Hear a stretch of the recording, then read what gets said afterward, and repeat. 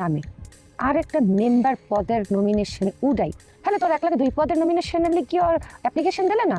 এবার হাবুকে হারানোর জন্য সেকেন্ড চেয়ারম্যান নতুন একটা প্ল্যান বের করবে আগামী পর্বে। বিস্তারিত জানতে সম্পূর্ণ ভিডিওটি দেখতে থাকুন। আসসালামু আলাইকুম প্রিয় দর্শক, সবার কি অবস্থা? হাজির হয়ে গেলাম মিট এন্টারপ্রাইজ নিবেদিত হাবুর স্কলারশিপ নাটকের 385তম পর্বে কী সব ঘটতে চলছে তার অগ্রিম খবর নিয়ে। অলরাইট এই পর্বটি আরও বেশি ইন্টারেস্টিং হতে চলছে, কারণ ফাইনালি সেকেন্ড চেয়ারম্যানকে দেখা যাবে সে হিংসায় জ্বলে পুড়ে একদম মরেই যাবে।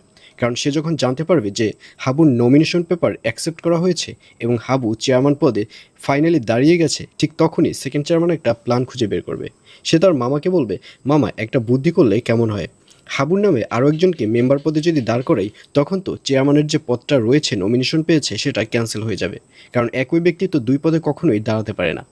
আর এই কথা শুনে সেকেন্ড চেয়ারম্যানের মামা বলবে, তোর বুদ্ধি তো ভালোই, কিন্তু সেখানে তো হাবুর সিগনেচার লাগবে, আমরা সিগনেচার কোথায় পাবো? তখন সেকেন্ড চেয়ারম্যান বলবে, সিগনেচার আমার বাঁ হাতের খেলা।